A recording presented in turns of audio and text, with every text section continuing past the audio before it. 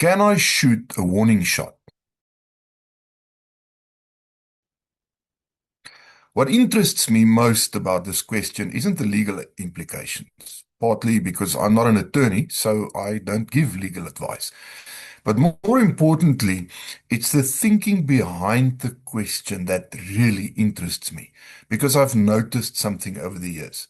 A lot of the questions people ask about firearms aren't really about firearms at all. They're about decision making. And I think this is one of them. When most people think about a warning shot, they imagine it as some kind of a compromise, something between doing nothing and shooting an attacker to stop an actual threat. It feels measured. It feels kind of responsible. It feels like you're giving somebody one final opportunity to change their mind. In fact, I think many people see it as the reasonable option, the less violent option, the safer option. But what is a warning shot actually trying to achieve? Because before we ask whether something is legal or tactical or effective, it's probably worth asking what problem we are trying to solve in the first place. Imagine somebody says, I didn't want to shoot the attacker, so I just fired a warning shot. Now, at first glance, it sounds kind of sensible, but how about we unpack that just a little bit more? The person who made the shot has made a conscious decision to discharge a firearm. They've launched a projectile, a bullet, into the environment. They've accepted all the responsibilities that come with firing a gun. At the same time, they're saying the threat wasn't serious enough to justify directing that shot at the attacker. Things get a little bit complicated then, because one of the most important lessons that training teaches us is that every round you fire has to go somewhere. Every round, including the rounds that miss, the rounds that weren't aimed at a person. All of them count. A firearm isn't a noise-making device, it's a projectile launching device. That bullet doesn't disappear after the gun makes the loud bang. It continues traveling until something stops it. And the person who took that shot remains accountable for where that projectile eventually ends up.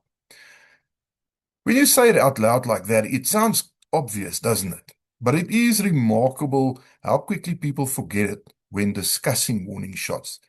Particularly, I think, because many of us have been heavily influenced by Hollywood, where the hero fires a warning shot, the criminal freezes, he considers his life choices, and the danger is over. Problem is solved.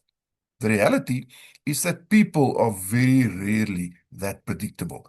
You don't get to decide how another person reacts. They might run, they might freeze, they might carry on, they might become aggressive or more aggressive. Violence never follows a script.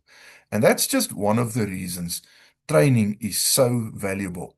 Training as a way of exposing the gap between what we imagine we'll do and what reality is likely to look like, because it replaces assumptions with experience.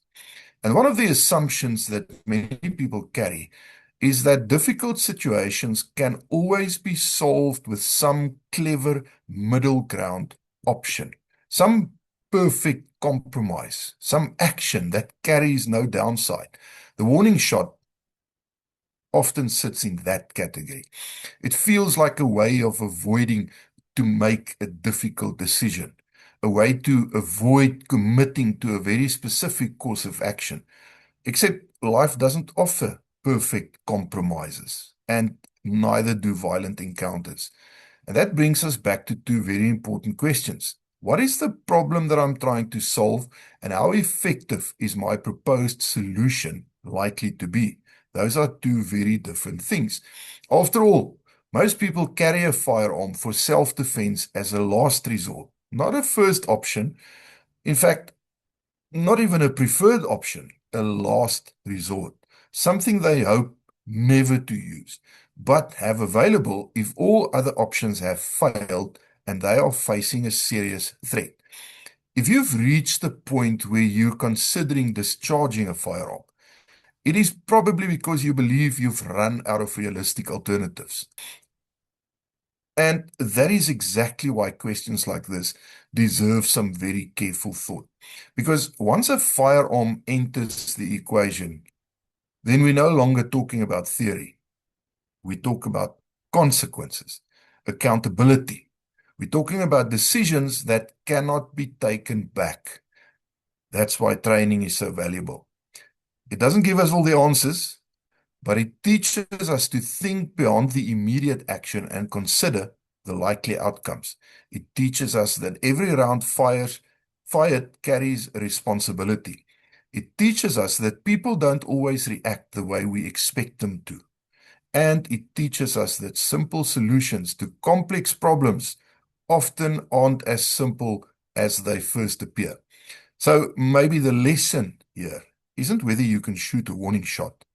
Maybe the lesson is understanding that with every decision involving a firearm, a set of consequences comes with it. And responsible firearm ownership means thinking about these consequences before you press the trigger.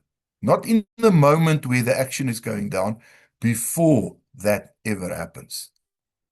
And hopefully not afterwards. Food for thought. Stay safe, stay aware, stay ready.